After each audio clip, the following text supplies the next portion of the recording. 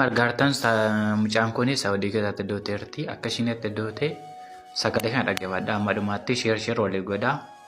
Akkasiin maatiin biyyaa baay'ee dhiphachaa jirtan akkasiin galtu. Amma duute sallaa jaartedhani. Sheer walii godhaati akka isin biyya galtu taasisa. Tureen dhaggeeffadhee sagalee ishii garuu yaa ta'u malee gaafuma sanillee darbee tanan sagalee ishii siifa sheerii godha. Kan isheen duute bulte sagalee naa qabdee dhiimurraan immoo sa'aatii 4 fi akka Itoophiyaatti jechuudha sa'a 4 fi daqiiqaa 23 irratti akkasirraa baate. WhatsAppidhaan immoo sa'a 3 daqiiqaa 22 irraa baate. Anaa sagalee qabdee irrumaa baate sijjammarii jechuudha WhatsAppidhaani.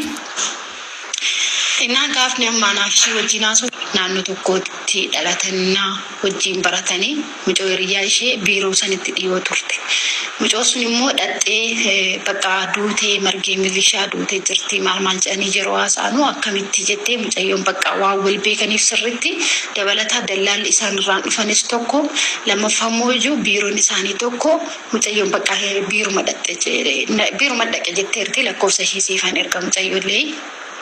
Biiruma dhattee bakka laaluun qabaa reeffa ishii jettee hospitaalallee qaayyattee dhattee yeroo hedduu seenuu hin dandeessu. Bakka reeffi ishii firiijii galee itti qollofamee jira waan ta'eef gaafa reeffi ishii galu yoo ta'e malee har'a reeffa ishii ilaaluu hin dandeessu jedhanii seessisuu dhoorgan jechuudha. Sii galee seessisuu dhoorgan akka isheen hin laalle jechuudha. Du'a mucayyoo maal taate duutee mucayyoon tun jettee yeroo mucoon qorattee gaafattutti immoo ofii of ajjeeste. Akkamitti ofii of ajjeesti yeroo jettee gaafattu immoo kasala qabsiisteeti kilaasii ishii gootee እና kilaasii ishii gootee balbala cufattee kasalaatu affanee kama duutee bultee arginee እና duuteetuma bultee gogdee algaa irratti jedhe እና viidiyoo waraaban immoo ni jira jedhe viidiyicha san immoo agarsiisuuf jedhanii dursanii booda immoo agarsiisuu didanii jedhu viidiyoo waraabanii jiru akkamitti akka isheen duute jechuudha.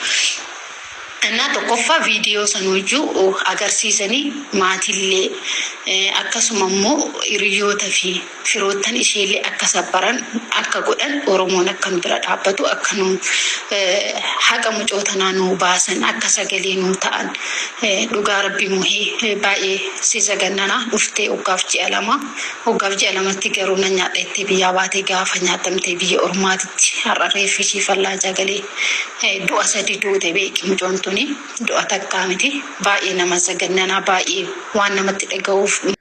Egaa obboleewwan kiyyaa osoo torbee tokkoon guutiin sadaffaa dhagaa jirra waan kana dhageettanii turtan eengaddallee akkasuma qadar keessatti akka kanatti sababa qorraatiin maaliif jennaanii amma kallattii kamiiniyyuu biyya arabaa hin qorraa kasala qabsiisanii kifilii isaanii keessa godhanii cufatanii rafanii lamaan isaaniiyyuu du'anii bulan jechaa turan. Amma immootu obboleettiin keenya kunis immootu Saawudii keessatti akkuma kanatti duutee jirti jechaa jiranii.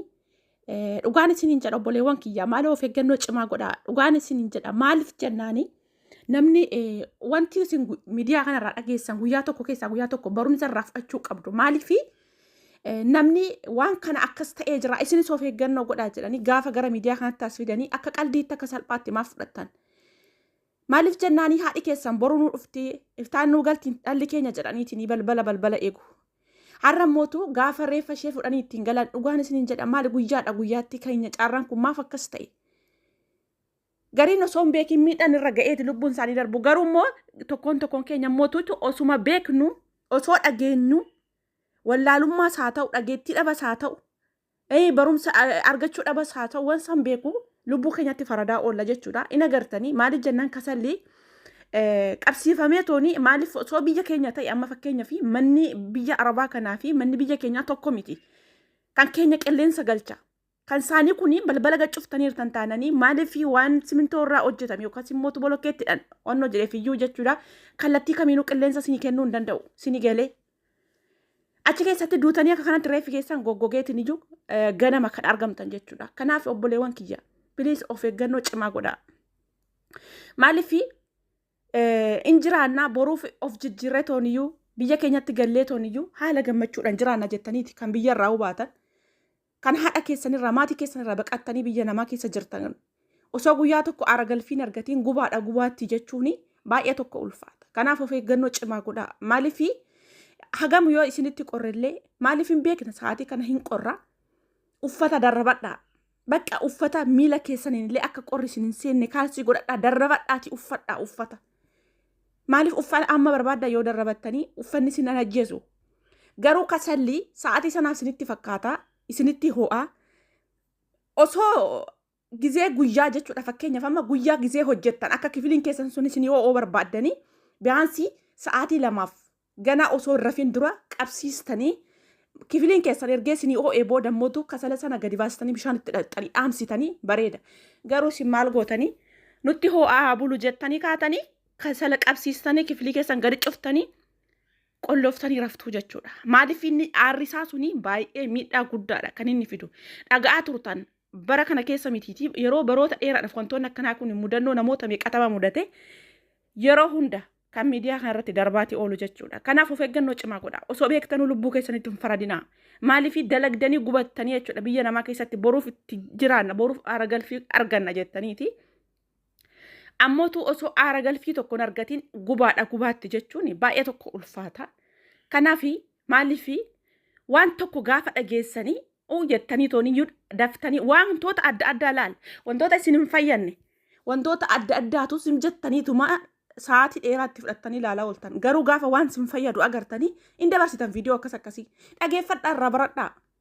Namni koo sababa tokko malee viidiyoo asirratti hin maxxansu akkasin irraa barattaniif rakkoon kun eenyurra ga'e. Akkamitti isaan mudate waan jedhu guyyaatti dhagaa turtan miti akkamitti immoo osoo dhageettanuu immoo fiddanii kanatti of gattan dhugaan isiniin jedha. Maaliif sagalee kanarraa dhageeffattanii jirtanii jarichi kasala qabsiistee kifilii ishee keessa gooteeti nuti ganama duutuu agarree jechaa jiranii amma ammaatitti garuu hin xaarraamne ammaaf reeffi ishee firiijii galee jira jedhanii akka dhaqanii reeffa ishee sana hubannillee firiijii galee jechaa jiranii agartanii jirtu. Maaliif fayyaa keessan baatanii biyyaa. Haadha keessan biraa boruun dhufa hojjetadheen deebi'a jettaniitiin gaafa asanaa battanii biraa baatanii har'ammootu du'aan keessan yookaan reeffi keessan itti galu maal taatee duute dhalli koo jettee waan isheen irraa beektullee hin qabdu.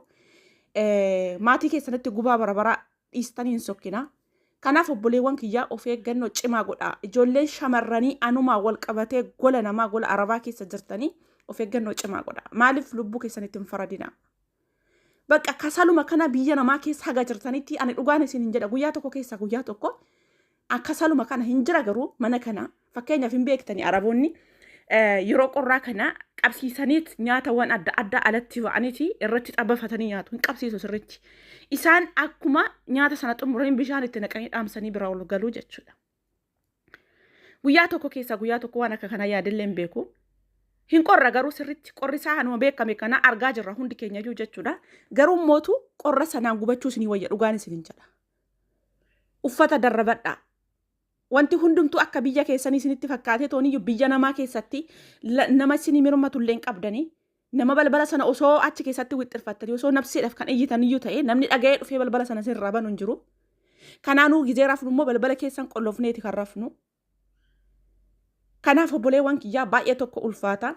Waaqayyo lubbuu ishee haa maaru. Eenyumayyuu waaqayyo balaa akkanaatiin rabbiin mana keessanitti hin fidin isin hin mudatini. Maaliif jennaani biyya irraa nagaan ba'anii biyya ormaatitti du'a tasaatiin dhabamuu waaqayyo nu haa oolchu. Hunduma keenya yoo rabbi nu haa tiksu. Waaqa biratti garuu yeroo baay'ee nuti of ganna. Maaliif namni illee of eeguu qaba rabbi biratti. Rabbi jira jettaniituma callista yoo ta'e isinillee of eeguu qabdan. Waaqan biratti koo namni illee of eeguun barbaachisaadha. Dirqamas immoo. Kanaaf walumaa galatti guyyaatti osoo dhageessanuu osoo agartanuu rakkoo cimaa rakkoo isinirra ga'u. Bakka maaliif jennaan ani sirma amma rafee ol jedhu jechuudha. Yaa rabbi maalan dhagaa yaa waaqayyo warra nagaana dhageessi.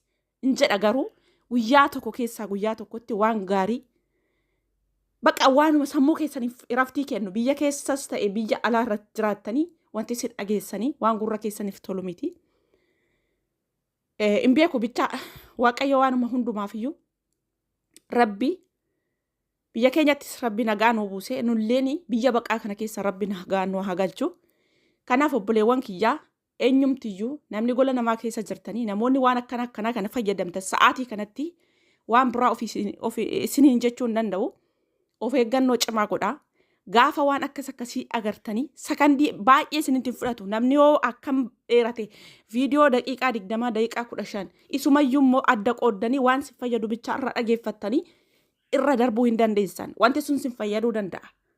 Tarii abaluu maallaqa isaatiif abaluu hojjetachuuf miidiyaa isaa guddifachuuf waan akkasiif hojjeta jettu namoonni baay'ee nan jedhaan illee garuu mootu in jira bakkitti waan sin fayyadu argattanii fi bakkitti zim jettanii tommo kun waan qoosaa waan qaldii viidiyoo daqiiqaa 30 fiilmii sa'aatii tokkotu laalaa toltan jechuudha.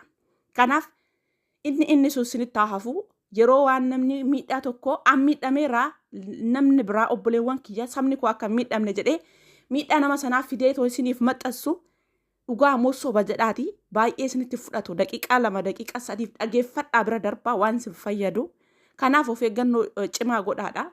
Yoo miidhamtan isinumatu miidhama maatiidhuma keessantu miidhama namni warri sin beekus ta'e hiriyaa keessan bakka maaliifi haaluma salphaatti lubbuu keessa yaamaaru jedhee sin bira tara malee amma haadha keessan gubattu gubaa haadha keessanii sana namni bakka sana bu'ee isiniif gubatu hin jiru sababa ta'eef jechuudha.